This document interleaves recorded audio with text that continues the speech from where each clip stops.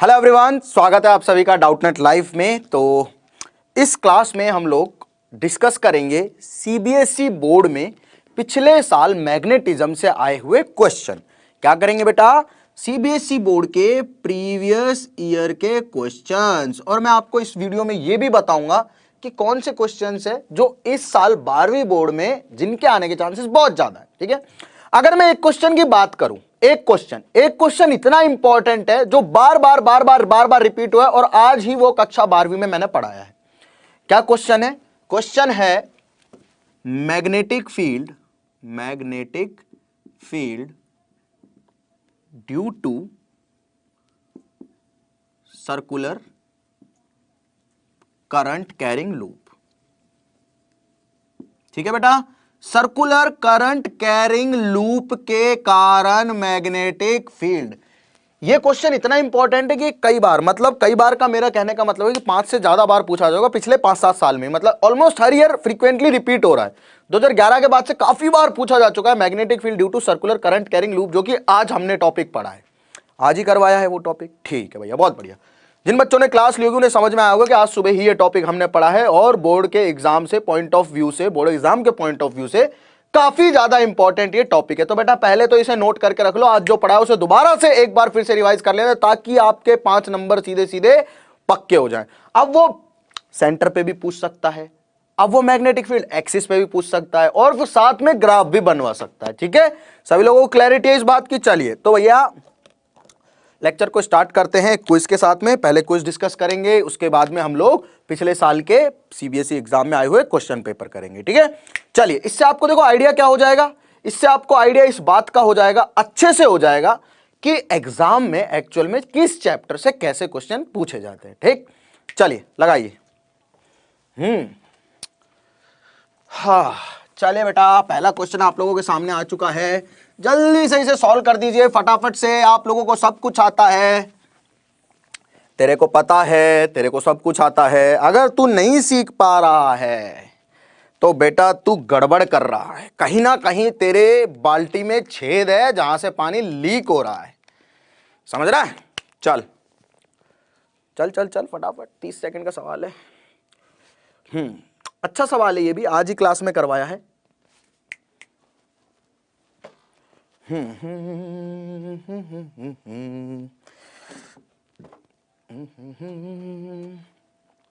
Circular loop of radius 3 centimetre is having a current of 12.5 ampere. The magnitude of magnetic field at a distance of 4 centimetre on its axis is.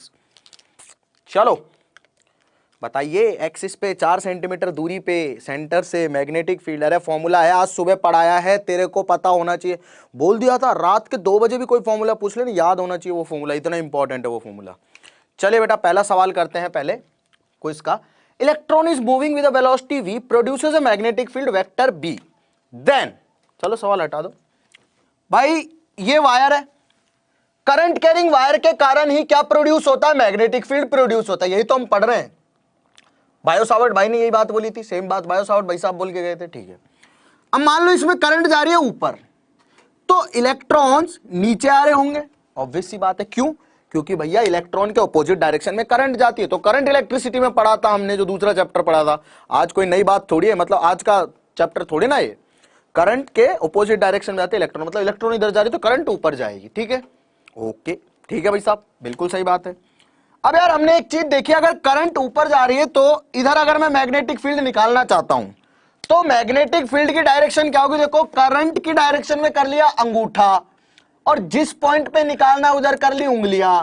तो क्या थप्पड़ की direction मुझे क्या बताती है? Magnetic field. यानी कि इस पॉइंट पे मैग्नेटिक फील्ड कहां होगा? अंदर होगा। ठीक है साहब, बिल्कुल सही बात है, इधर होगा अंदर। और अगर मैं इधर मैग्नेटिक फील्ड देखूं तो अंगूठा कर लिया मैंने किसकी डायरेक्शन में? करंट की डायरेक्शन में। उंगलियां कर ली जिस पॉइंट पे निकालना है उधर। पहले अंगूठा लो, करंट की डायरेक्शन में किया, अब उंगलियां कर लो उधर जिधर निकालना है, इधर निकालना है। और हथेली की डायरेक्शन, थप्पड़ की डायरेक्शन क्या बता देगी? Magnetic field. मतलब क्या इस पॉइंट पे मैग्नेटिक फील्ड बाहर है? बिल्कुल सही बात है। जिस प्लेन में करंट रखी हुई है, जिस प्लेन में करंट जा रही है, ये अपना बोर्ड वाला प्लेन है जिसमें वायर रखी हुई है। ठीक है, उस प्लेन के परपेंडिकुलर अंदर और परपेंडिकुलर बाहर मैग्नेटिक फील्ड आ रहा है। बिल्कुल सही बात है, मतलब जिस प्लेन में करंट जा रही है उसके परपेंडिकुलर अंदर और बाहर मैग्नेटिक फील्ड आ रहा है। ठीक, इसका मतलब क्या है कि जिस डायरेक्शन में इलेक्ट्रॉन फ्लो कर रहे हैं उसके परपेंडिकुलर मैग्नेटिक फील्ड है। इलेक्ट्रॉन फ्लो कर रहे हैं वाई डायरेक्शन में, किसमें, माइनस वाई में, नीचे आ रहे हैं ना इलेक्ट्रॉन तो माइनस वाई में फ्लो कर रहे हैं।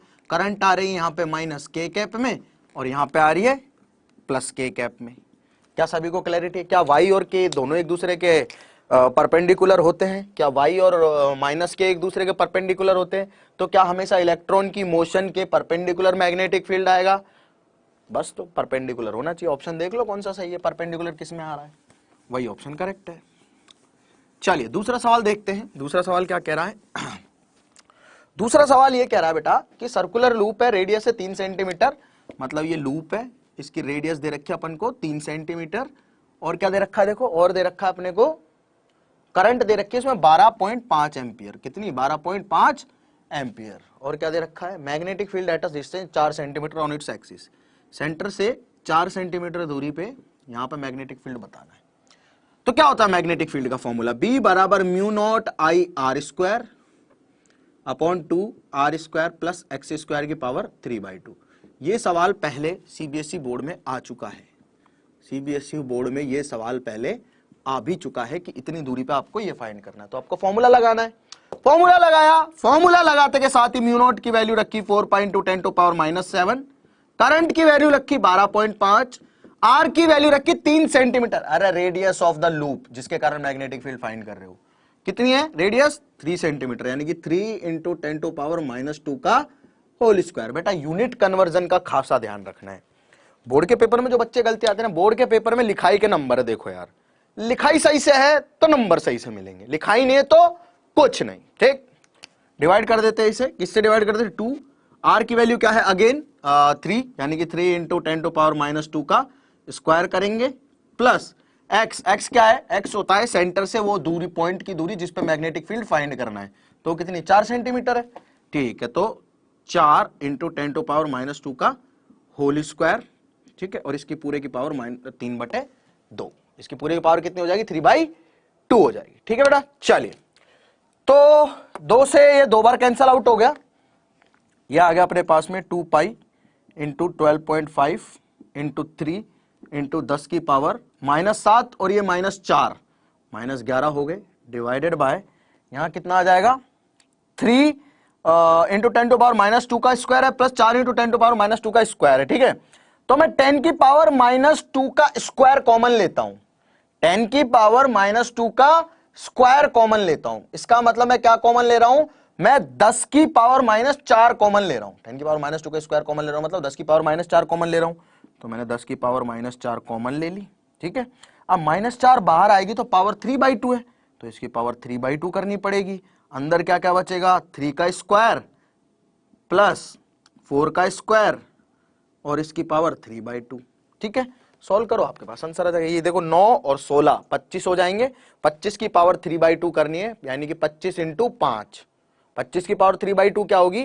25√25, यानी कि 25 × 5। ठीक है, अरे मैथ से बस, और कुछ नहीं है, अब इसके आगे कुछ नहीं है बेटा, ये मैथ से, सिंपल मैथ से कर लोगे, हो जाएगा सभी से। गणित का सवाल रह गया है, कर लोगे सभी अच्छे से। चलिए, तो जो भी आएगा आपके सामने आंसर है। मैथ्स का सवाल था एक्चुअल में, नीचे तो जाके, ऊपर मेरा काम था फिजिक्स बताने का।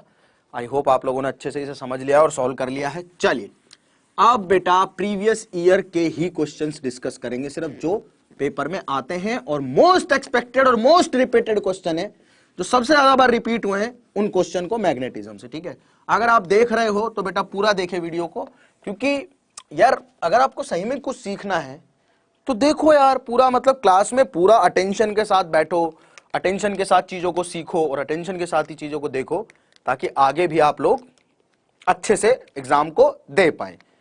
नंबर ऑफ क्लासेस ज्यादा अटेंड करोगे, अच्छे से चीजें सीखोगे, तो डेफिनेटली आप अच्छा स्कोर करोगे अपने फाइनल एग्जाम में। ठीक है, चलिए, तो पहला सवाल, हाँ तो डायग्राम में इसका दिखा देता हूं। देखो दिल्ली 2011 में आया हुआ है, दिल्ली 2011 में आया भी हुआ है। चलिए, हाँ भाई, तो क्या करना है अपने को?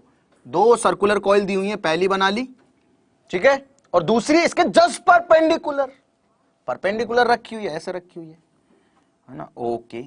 और ये भी बोला गया है कि ये जो कॉइल है ये कंसेंट्रिक है, मतलब पहली वाली और दूसरी वाली का सेंटर सेम है।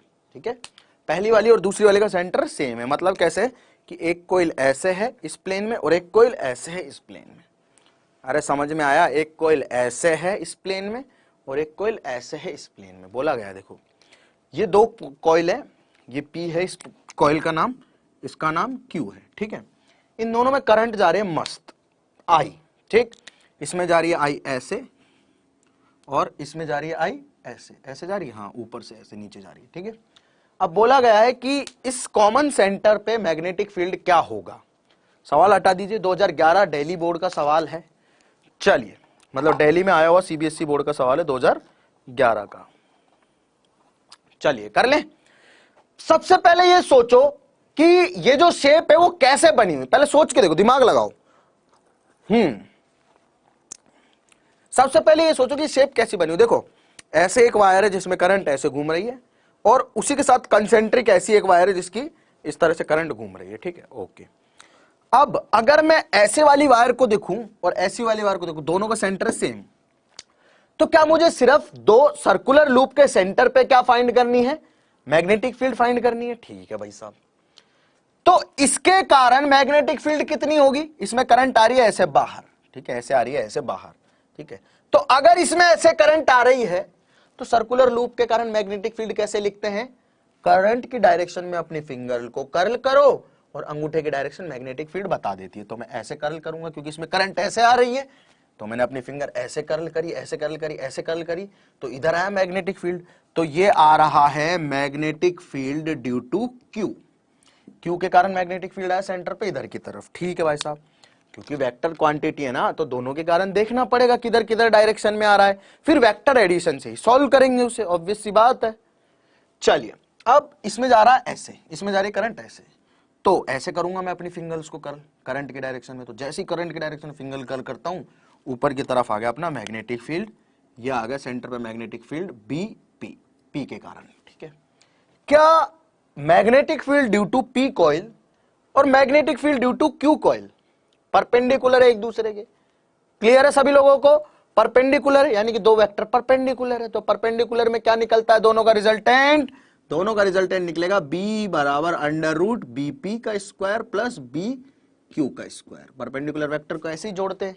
ठीक है भाई साहब, तो मैग्नीट्यूड आ जाएगा B का ऐसे। अब एक्चुअल में BP क्या है, BP है इस सर्कुलर कॉइल के सेंटर पे मैग्नेटिक फील्ड।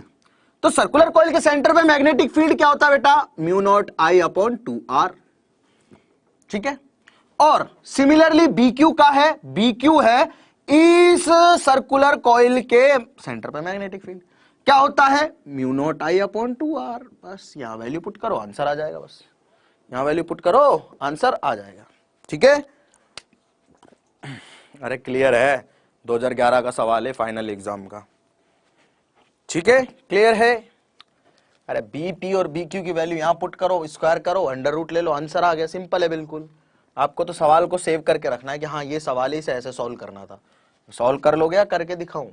चलो करके दिखा देते हैं यार।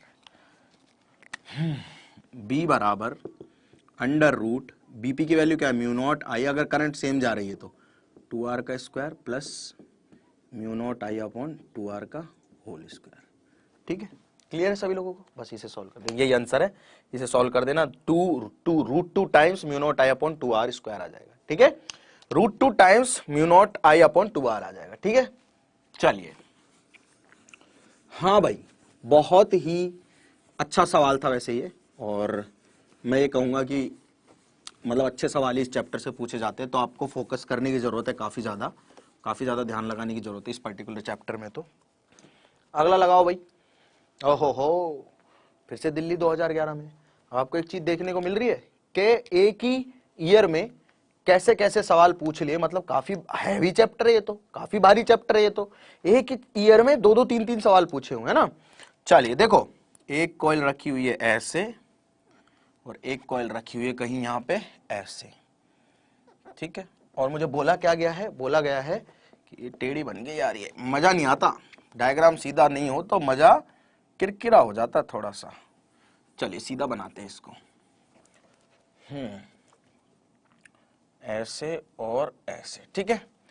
अब देखो दोनों के बीच की दूरी है आर, 2r, कितनी है 2r है, और इसमें करंट जा रही है I और इसमें जा रही है 2I, ठीक है। इसमें जा रही है करंट I और इसमें जा रही है 2I, और इनके बीच में कोई पॉइंट है O, बिल्कुल मिडवे में। इस पे मुझे क्या निकालना है, इस पे मुझे मैग्नीट्यूड निकालना, मैग्नेटिक फील्ड का। सवाल पढ़ लेते हैं एक बार फिर से, देखो। Two identical circular loop, identical मतलब एक समान, P and Q, each of radius r and carrying current I and 2I respectively, lying in the parallel planes such that they have a common axis, मतलब इनकी axis भी common है, parallel plane में है, इनकी एक्सिस भी common है, मतलब ये ऐसी है, इनकी एक्सिस ऐसी है, ठीक है। क्लियर, समझ में आ गया सभी लोगों को। चलो अब क्या बोला गया, फाइंड द मैग्नीट्यूड। हाँ मैग्नीट्यूड फाइंड करना है, ठीक है कर लेते हैं। अब direction of current in both loop is clockwise as seen from O which is equidistance from both the loop, ठीक है। चलिए अब हटा दीजिए, क्या बोला गया है कि अगर मैं O पे खड़ा होके देखूं तो दोनों में करंट क्लॉकवाइज है। क्या है, दोनों में करंट क्लॉकवाइज नजर आएगी। तो मैं O पे खड़ा होकर देखता हूं, O पे खड़ा हुआ, मैंने इसमें देखा, इसमें करंट गई क्लॉकवाइज, मतलब इसमें ऐसे करंट घूम रही होगी। कैसे करंट घूम रही होगी, ऐसे क्लॉकवाइज। अगर ऐसे करंट घूम रही है इस लूप में, ऐसे ऐसे ऐसे, तो ऐसे करंट के कारण मैग्नेटिक फील्ड तो उधर ही आएगा, क्योंकि मैं करंट की डायरेक्शन में क्या करूंगा, अपना अंगूठा फिंगर्स कर्ल करूंगा तो मैग्नेटिक फील्ड इधर आएगा, ठीक है। इसमें क्योंकि अगर करंट ऐसे घूम रही है तो मैग्नेटिक फील्ड क्या आएगा, इधर आएगा। तो एक्चुअल में इसके कारण यहां पे मैग्नेटिक फील्ड जो होगा वो होगा इधर की तरफ, ठीक है। अगर ये Q है, ये P है, तो BQ इधर की तरफ होगा, ठीक है। बिल्कुल सही बात है भाई। अब इसको देखता हूं तो इसमें भी क्या जा रही है, ऐसे जा रही है करंट, मतलब क्लॉकवाइज जा रही है। हम मैं इधर से इसको देखता हूं तो इसमें भी करंट ऐसे जा रही है क्लॉकवाइज। तो ऐसे अगर करंट जा रही है, फिर से मैं क्या करता हूं, अपनी फिंगर्स कर्ल करता हूं ऐसे क्लॉकवाइज, तो इसके कारण मैग्नेटिक फील्ड आएगा इधर। तो इसके कारण इस पे मैग्नेटिक फील्ड किधर आएगा, इधर।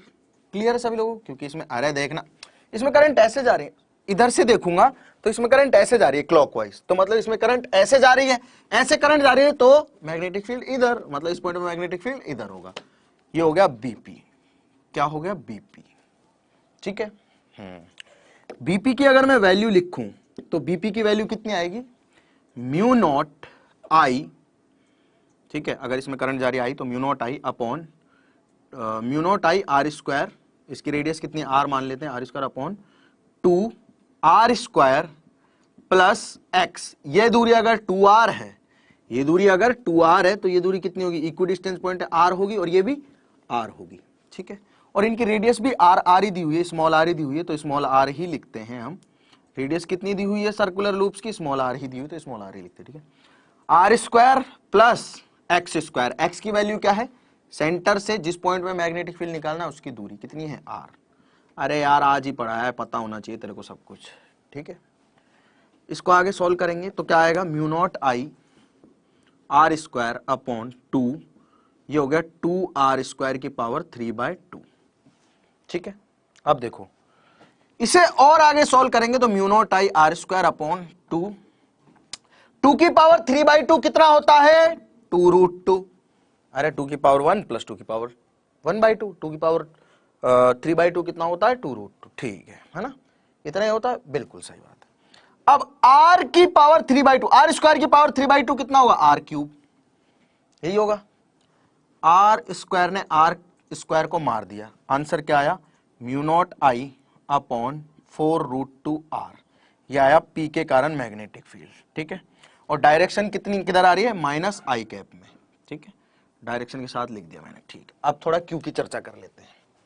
ये Q है, इसमें करंट है 2I, तो म्यू नॉट बी क्यू जो आएगा वो आएगा म्यू नॉट 2I, क्योंकि करंट इसमें 2I है, R square upon 2 times R square, radius कितनी है इसकी, स्मॉल r, तो small r square plus x square, x क्या है, सेंटर से और जिस पॉइंट पे मैग्नेटिक फील्ड निकालना उसकी दूरी, स्क्वायर की पावर 3/2।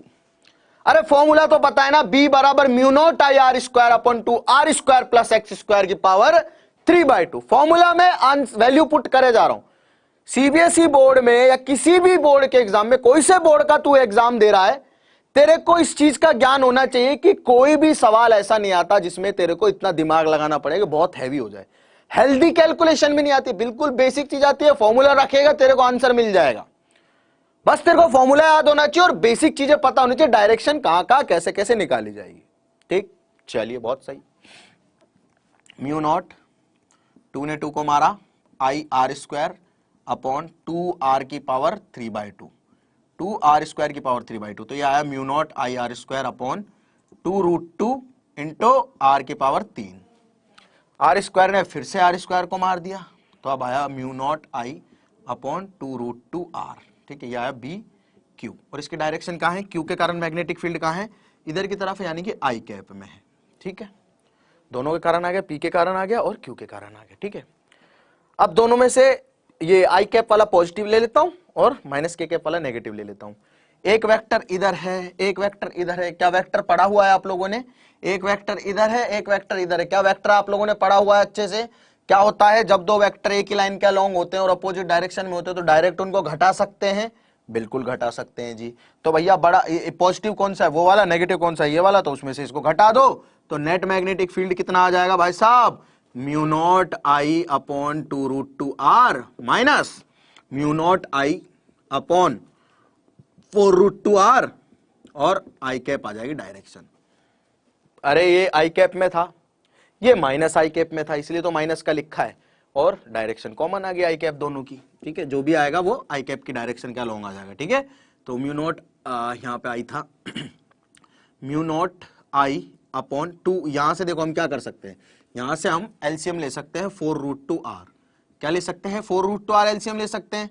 ये √2 से √2 कटा, 2 बार कटा, r से r कटा, तो आ जाएगा 2 म्यू नॉट आई माइनस म्यू नॉट आई, तो आंसर क्या आ जाएगा, mu naught I upon 4√2r I cap की डायरेक्शन में। नेट मैग्नेटिक फील्ड इधर आएगा। चमका, समझ में आया, उतारो फटाफट। पिछले साल का सवाल है, 2011 का सवाल है, सॉरी पिछले साल का नहीं, मतलब पिछले सालों में आया हुआ सवाल है।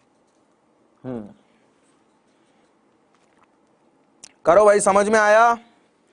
अरे आ रहा है क्या, अरे आ रहा है क्या भाई, चलिए।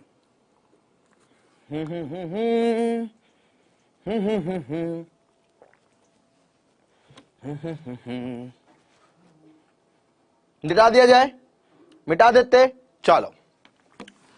हा इंपॉर्टेंट सवाल है बेटा, संभाल के रखना अपने पास, स्क्रीनशॉट वगैरह ले लेना, या जो भी आप नोटबुक में नोट्स बनाते हो, जो कि एक बहुत ही अच्छी आदत है।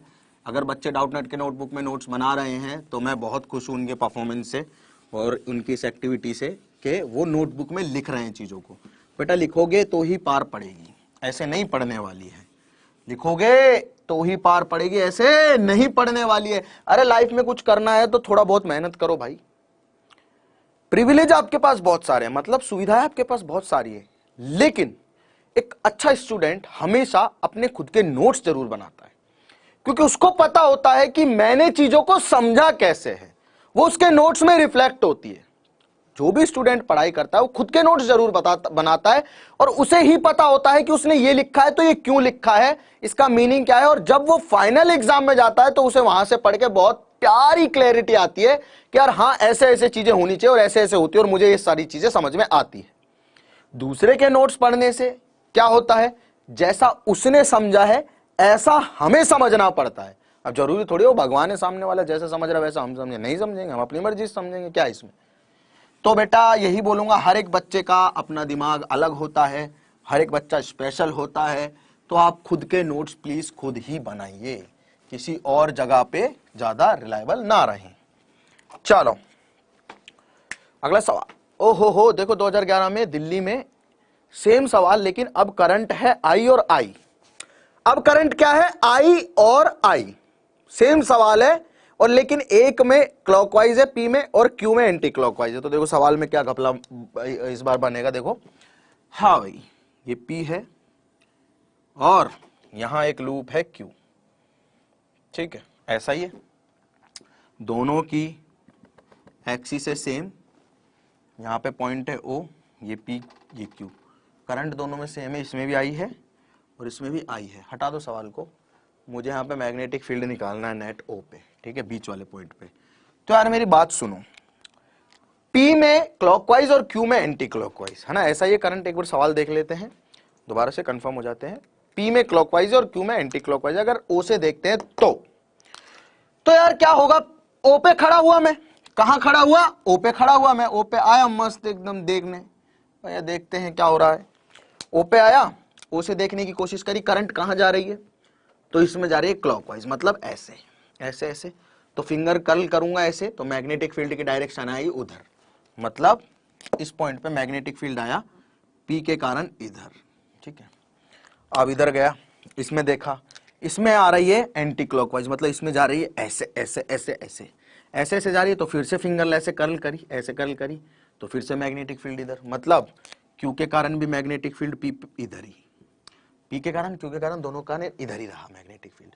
तो क्या अब जुड़ जाएगा, पहले हमने नेगेटिव किया था, यहां पे देखो दोनों के कारण क्या आएगा, BP बराबर आ जाएगा म्यू नॉट इंटू आई की वैल्यू क्या है इसमें, current, I upon mu naught I R square. इसकी रेडियस क्या है, स्मॉल आर है, और मान रहा हूं यहां से दूरी जो है वो भी स्मॉल आर और स्मॉल आर है, इसकी भी रेडियस कितनी है, स्मॉल आर है।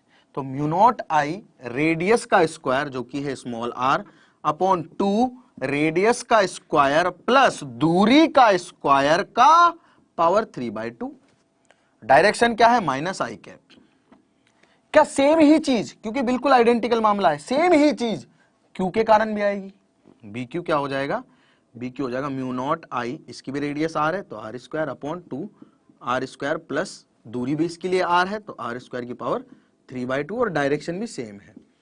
तो इन दोनों को जोड़ूंगा तो डायरेक्ट 2 से गुना कर सकता हूं, ये प्लस ये, मतलब आंसर जो आएगा वो आएगा बी बराबर B P plus B Q, ठीक है।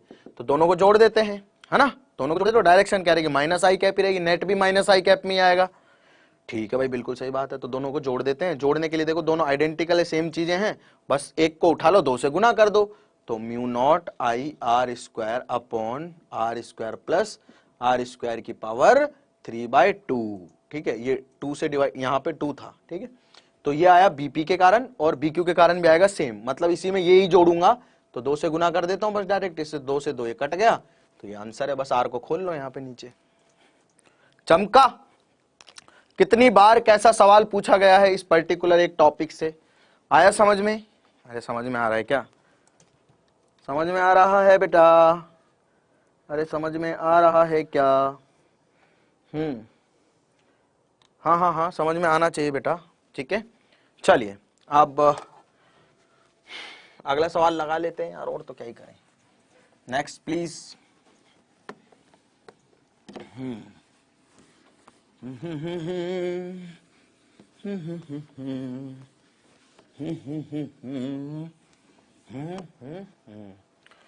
State Biot-Savart law, derive an expression for magnetic field at the center of a circular coil of n turns carrying current I। ये 3 मार्क का सवाल आया था, अभी जो हम डिस्कस कर रहे हैं, कितने नंबर का, 3 मार्क्स का। अब 3 मार्क में मुझे सेंटर पे पूछा गया है, ठीक है, तो मुझे पूरा वो वाला डेरिवेशन नहीं करना है कि यहाँ पे जो आज हमने किया था वो वाला नहीं करना, वो 5 नंबर में करना है, ठीक है। और वो करोगे तो भी नंबर तो कोई नहीं काटेगा, बस उसमें टाइम ज्यादा लगेगा। अब सेंटर का डायरेक्ट बता रहा हूं कैसे करना है। बायो-सावर्ट का लॉ आपको पता है अच्छे से, किसी भी करंट कैरिंग एलिमेंट के कारण जो मैग्नेटिक फील्ड होता है, किसी भी करंट कैरिंग एलिमेंट के कारण, ये डीएल लेंथ का एलिमेंट है जिसमें करंट जा रही है आई, इसके कारण थीटा एंगल पे जो मैग्नेटिक फील्ड होता है आर वेक्टर के दूरी पे, मतलब आर मॉड की दूरी पे, यहां पे उसे कैसे लिखा जाता है, डीबी बराबर mu naught I upon 4 pi D L cross R upon R vector का मॉड का क्यू। बस इसे स्टेट करना है कि जो मैग्नेटिक फील्ड होता है किसी भी करंट कैरिंग एलिमेंट के कारण, वो उसमें प्रवाहित होने वाली करंट के क्या होता है, प्रोपोर्शनल होता है, मतलब डीबी इज प्रोपोर्शनल टू आई, और लेंथ के भी प्रोपोर्शनल होता है, ठीक है, क्लियर है। डीएल क्रॉस आर में उसकी डायरेक्शन होती है बस, और आर के इनवर्सली प्रोपोर्शनल होता है, ठीक, पावर 3 के मैग्नीट्यूड के, ठीक है। चलिए समझ में आ गया सभी लोगों को, बिल्कुल। अब आगे चलते हैं, ये तो बायो-सावर्ट लॉ है, लिख देना अपनी भाषा में, आपने पढ़ा भी हुआ है अच्छे से और कर भी लोगे, मुझे पता है आप लोग, ठीक। अब मुझे इस सर्कुलर कॉइल के सेंटर पे, किस पे, सेंटर पे मैग्नेटिक फील्ड फाइंड करना है, ठीक है। तो मैं इसी लॉ को लगाता हूं भैया। मैंने क्या किया, एक एलिमेंट लिया छोटा सा यहां पे, है ना, इसमें मान लो करंट जा रही है, इधर ऐसे आई, पूरे वायर में ऐसे करंट जा रही आई, सेंटर पे का फॉर्मूला बता रहा हूं, करंट जा रही है इसमें आई ऐसे, यहां मैंने माना डीएल का एलिमेंट, तो इस डीएल में करंट कैसे जा रही है, ऐसे जा रही है, ठीक है। अब इस डीएल एलिमेंट के कारण जो मैग्नेटिक फील्ड होगा डीबी, वो क्या होगा, mu naught I D L into R sine theta. अरे ए क्रॉस बी को ए बी साइन थीटा ना लिखूं तो क्या लिखूं भाई, लिखूंगा मैं 4 पाई इंटू आर का क्यूब। ये वेक्टर का साइन हटा दिया मैंने, वो अपने आप मॉड है, वैसे मैंने मॉड लगा के भी दिखाया हुआ है। अगर वेक्टर तीर का निशान नहीं लगाया हुआ तो अपने आप मैं मैग्नीट्यूड की ही बात कर रहा हूं, ठीक है, क्लियर है भाई, ठीक। चलिए आगे चला, तो साइन थीटा क्या होता है भाई, डीएल और आर के बीच का एंगल। आर क्या होता है, आर होता है इस एलिमेंट से पॉइंट की दूरी जहां पे मुझे निकालना है मैग्नेटिक फील्ड। अब यार देखो, डीएल इधर है टेंजेंशियली और आर रेडियली है, क्या दोनों के बीच में एंगल 90 डिग्री। अरे तू कहीं भी ले ले, डीएल हमेशा 90 आएगा, देख यहां ले तू डीएल, यहां ले ले डीएल, ठीक है। इसमें जा रही है करंट ऐसे और आर वेक्टर होगा ऐसे, इधर इस पॉइंट पे निकालना है ना डीएल के कारण, तो डीएल और आर के बीच में हमेशा एंगल जो होगा बेटा वो 90 डिग्री ही होगा। तो साइन 90 क्या होता है, 1 होता है। चलो जी लिख देते हैं, mu naught I D L R sine 90 यानी कि 1 divided by 4 pi into R cube, ठीक है, क्लियर है। तो साइन 90 कितना होता है, 1 होता है, तो इसको तो लिखने का कोई सेंस ही नहीं, हटा दो इसको, ठीक है हटा दिया साहब। अब आगे चलते हैं, एक आर ने एक आर को मार दिया, तो ये बना mu naught I D L upon 4 pi R square, ठीक है जी, बिल्कुल सही। यह है छोटे से एलिमेंट के कारण सेंटर पे मैग्नेटिक फील्ड। क्या मुझे पूरी वायर के कारण अगर मैग्नेटिक फील्ड निकालना है तो इंटीग्रेट कर देना चाहिए, जी सर बिल्कुल सही बोल रहे हो आप। अब देखो म्यू नॉट क्या है, कांस्टेंट है, बाहर आ गया, बी बराबर, बी देख रहा हूं सेंटर पे, ठीक है। आई क्या है, करंट है, कांस्टेंट है, बाहर आ गया। डीएल क्या है, डीएल एक छोटा सा एलिमेंट है जो कि इंटीग्रेट होगा, इसलिए उसे अंदर रखा हुआ है, डिवाइडेड। 4 पाई क्या है, कांस्टेंट है, और आर क्या है, रेडियस है इसकी, यहां से यहां की दूरी, यहां से यहां की दूरी, इस एलिमेंट से दूरी, इस एलिमेंट से दूरी, इस एलिमेंट से दूरी हमेशा रेडियस के बराबर रहेगी, मतलब सेम रहेगी, ठीक है जी। अब डीएल क्या हो गया, डीएल है अपना एक छोटा सा एलिमेंट सरकमफेरेंस पे। अगर सारे के सारे छोटे छोटे एलिमेंट जो कि सरकमफेरेंस पे जोड़ दूं तो क्या पेरीफेरी बन जाएगी, सरकमफेरेंस ऑफ सर्कल बन जाएगी, मतलब 2 पाई आर बन जाएगी। तो लिखो भैया mu naught I upon 4 pi R square into 2 pi R. 2 pi ने 2 पाई को मारा, एक आर ने एक आर को मारा, mu naught I upon 2 R आ गया magnetic field at the centre of a current carrying coil. अब अगर इसमें n नंबर ऑफ टर्न्स है, मतलब इसमें n नंबर ऑफ टर्न्स है, तो ये तो एक के कारण है, n के कारण कितना हो जाएगा, n से मल्टीप्लाई कर दो, बस सिंपल, बिल्कुल एकदम ऐसा है, easy going, easy to write, easy to think, एकदम इजी। 3 नंबर का सवाल था ये, 3 नंबर का सवाल था मेरे भाई, 3 नंबर का। क्या ही करना था, ये लिखा, ये लिखा, ये लिखा, ये लिखा, ये लिखा, 3-4 लाइन में आंसर आ गया। अपनी भाषा में लिख देना जो भी लिखना है, अरे अपनी भाषा में लिख देना जो भी लिखना है, ठीक है, समझ में आ गया। चलिए अब कर लिया जाए, क्विज कर लिया जाए, क्विज कर लिया जाए, क्विज क्विज क्विज, इसके बाद सवाल है या क्विज, एक क्विज है। चलिए तो क्विज नंबर 2 आप लोगों के सामने आ चुकी है, प्लीज थोड़ा उसे सीरियसली सॉल्व करें। मेरी उम्र के नौजवानों या मेरे से छोटे नौजवानों, आप तो ना, हाँ, मेरे से छोटे नौजवानों और दिल ना लगाना है दिल दीवानों, 12वीं की क्लास है, पढ़ाई कर लो, नहीं तो घर वाले डंडे मार के बाहर फेंक देंगे। Magnitude of a magnetic field at a centre of tightly bound 150 turn को, अभी तभी ड्राइव किया है, कर दो, करो फटाफट करो, चलो। गॉस में दिया गया, गॉस में 1 tesla is equal to 10⁴ gauss होता है ना, हाँ। चलिए चलिए चलिए चलिए चलिए चलिए,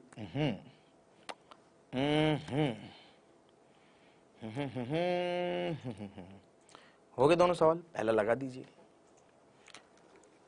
सर्कुलर कॉइल है 100 टन से, हर एक टर्न की जो रेडियस है 9 सेंटीमीटर और करंट उसमें जा रही 0.4 एम्पियर।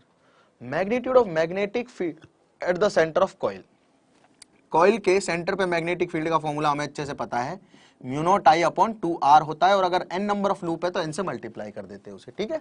अब देखो यार, म्यू नॉट की वैल्यू साफ साफ पता है 4.10⁻⁻7 होती है, और I की वैल्यू करंट कितनी दे रखी है अपने को 0.4 एम्पियर, बिल्कुल सही बात है। n की वैल्यू कितनी दे रखी है, नंबर ऑफ टर्न्स 100 दे रखे हैं, हर एक की रेडियस कितनी दे रखी है 9 सेंटीमीटर, तो 2 टाइम्स इंटू 9 इंटू 10⁻²। चलो ये रहा, सॉल्व करो, आंसर आ जाएगा। हाँ भाई, हटाओ इसे क्विज को यार, देखने दो बच्चों को, देख लो।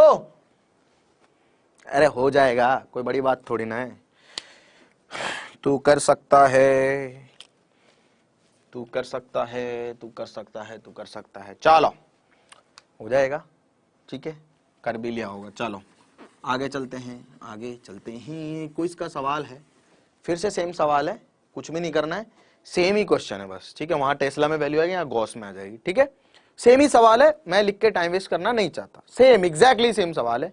Mu naught I upon 2r formula लगेगा, n नंबर ऑफ टर्न से, 150 टर्न है तो 150 से मल्टीप्लाई कर देना, ठीक। चलिए हाँ जी, सवाल अगला करते हैं। Circular coil of wire consisting 100 turns, each of radius 8 centimetre, carries a current इतना, what is the magnitude of magnetic field at the centre of the coil. ये 2 नंबर का सवाल था, ठीक है। अब देखो 2 नंबर लेके आना कितना आसान है, दिखाते हैं। A circular coil of wire consisting of 100 turns, magnetic field at the centre of the coil, B बराबर mu naught I upon 2r होता है क्या, और अगर n नंबर ऑफ लूप है तो n से मल्टीप्लाई कर देते हैं, तो म्यू नॉट की वैल्यू 4.10⁻⁻7 रखी, आई की वैल्यू 0.4 एम्पियर है, ठीक है, और n की वैल्यू 100 है। ये तो वही सवाल है जो अभी क्विज में किया था, अरे बाप रे, ये तो वही सवाल है जो अभी क्विज में किया था। रेडियस चेंज है 2 इंटू 8 सेंटीमीटर, 8 इंटू 10⁻² आ जाएगा, ठीक है। ये 2 से ये 2 बार कटा, पाई की वैल्यू 22/7 रख लेते हैं, और तो क्या ही रखेंगे, या 3.14 रख लो, कुछ भी रखो, कोई दिक्कत ही नहीं है, कोई फर्क नहीं पड़ता। हमने क्या किया, 2 पाई इंटू, अच्छा 2 से 2 बार कटा, इस 2 से ये 4 बार कटा ना, हाँ ठीक है, ये 4 बार कट गया, ये हो गया 40, 40 से ये 10 बार कट गया, ठीक है, तो 10 हो गया ऊपर, ओके, और सिर्फ बचा है पाई, 10 हो गए ऊपर, सिर्फ बचा है पाई, और नीचे बचा 10⁻², ऊपर गया 3 हो गया, -7 में से 3 गए तो -4, तो पाई इंटू 10⁻⁴ टेस्ला, ये आंसर है, ठीक है।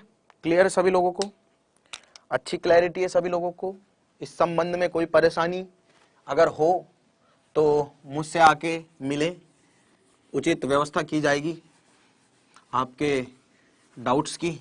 चलिए, लॉन्ग स्ट्रेट वायर, ओहो हो, carries the current of 35 ampere, magnitude of magnetic field eight 20 centimetre from the wire. Long wire, long wire, long wire, long पुदीना हल्दी अदरक वाली लॉन्ग नहीं है बेटा, ये लॉन्ग मतलब बहुत लंबी, मतलब अनंत लंबाई की लंबी तार। करंट जा रही है 35 एम्पियर, कितनी करंट जा रही है 35 एम्पियर। मैग्नेटिक फील्ड बताना 20 सेंटीमीटर, मतलब यहां से 20 सेंटीमीटर की दूरी पे हमें क्या बताना है, यहाँ पे मैग्नेटिक फील्ड बताना है, ठीक है। अब मैग्नेटिक फील्ड क्या होता है, एक लॉन्ग वायर के कारण, फॉर्मूला मैंने तेरे को बता दिया था कि यहां से दो दो, ये तो 3 नंबर का क्वेश्चन था, पता नहीं क्यों ही पूछा, 2-2, 3-3 नंबर के आसान आसान सवाल मैग्नेटिज्म में बेटा पूछे जाते हैं, जो कि क्या होते हैं, बहुत इजी होते हैं, बस फॉर्मूला याद है, हो जाएगा, कैलकुलेशन करनी है। अब इस सवाल में कोई दिमाग थोड़ी लगाना है तेरे को, फॉर्मूला ही तो लगाना है, तो जो लगाना वो याद रखना, दिमाग तो तेरे पास ये रहेगा, तो फॉर्मूला याद रख, दिमाग को क्यों याद रख रहा है। चल देख, mu naught I upon 2 pi D, क्या यही होता है फॉर्मूला, लंबे तार के कारण डी दूरी पे अगर मैग्नेटिक फील्ड निकालना है तो बस, ठीक है, रख वैल्यू 4 पाई इंटू 10⁻⁷।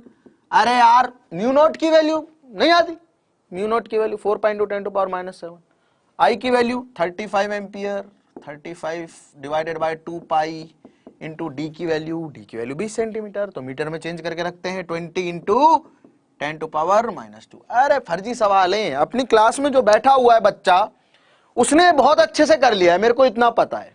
उसने अपने नोट्स बनाए, अपना होमवर्क कर रहा है, अपना काम कर रहा है डेली, और पढ़ाई भी कर रहा है, उसके लिए कुछ नहीं है। बस उसे तो ये कॉन्फिडेंस दिलाने के लिए, देख ऐसे सवाल 3 नंबर के आते हैं तो तू कर सकता है, बस तेरे लिए कोई बड़ी बात नहीं है फिजिक्स में 90 नंबर से ऊपर नंबर लेके आना, नहीं है, ले आएगा तू, लेकिन कंटिन्यूअस मेहनत करनी पड़ेगी, कंटिन्यूअस एफर्ट करने पड़ेंगे उसके लिए, ठीक, लगातार निरंतरता लेके आनी पड़ेगी उसके लिए।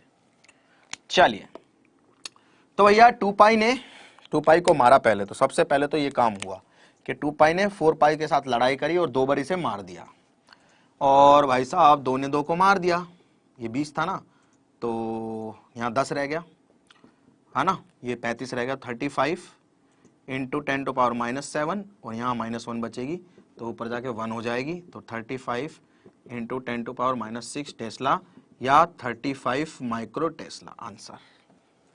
क्लियर है सभी लोगों को? अरे क्लियर है, कोई बहुत डिफिकल्ट चीज थोड़ी ना पढ़ी है हमने आज, समझ में आ गया? क्लियर है सभी लोगों को? चलिए, तो this is it for today, आज के लिए इतना ही। और कल से जेई मेन के लिए जो बच्चे तैयारी कर रहे हैं उनके लिए बता देता हूँ, एक खुशखबरी है, जेई मेन का जो क्लासेस है वो मैं एवरीडे ले रहा हूँगा, और यक्षु मैम केमिस्ट्री की क्लास ले रही होंगी, शायद सर फिजिक्स की क्लास ले रहे होंगे, ठीक है, तो सॉरी मैथ्स की क्लास, फिजिक्स तो मैं पढ़ाता हूँ यार, है ना, तो समझ में आ गया सभी लोगों को, फिजिक्स मैं ही पढ़ाता हूँ, ठीक है। चलिए, तो जो बच्चे नीट के या जेई के लिए तैयारी कर रहे हैं उन लोगों को मैं बता देता हूँ कि एक काफ़ी अच्छी चीज़ है जो आप लोगों की लाइफ में होने जा रही है, काफ़ी मेहनत हम लोग करने वाले हैं, मिलके करने वाले हैं, और इस सफ़र में साथ चलने वाले हैं। तो देखते हैं कि आप लोगों को कैसा लगता है, और कोई भी फीडबैक आप चाहते हैं, कोई भी इंपॉर्टेंट चीज़ आप चाहते हैं कि, या कोई भी इंपॉर्टेंट इन्फॉर्मेशन आप चाहते हैं, तो प्लीज़ कमेंट सेक्शन में डू लेट अस नो, और मैं देखता हूँ कमेंट्स, बच्चे जो वर्क कर रहे हैं, होमवर्क की फ़ोटो भेजते हैं, बहुत अच्छा लगता है। मिलते हैं कल की क्लास में, तब तक के लिए अगर आप जिन लोगों को जानते हो जो किसी भी कंपटीशन की तैयारी कर रहे हैं, जेई या नीट की, प्लीज़ उन्हें बता दें, क्योंकि धूम मचाने वाले कल से। चलो बाय बाय, थैंक यू।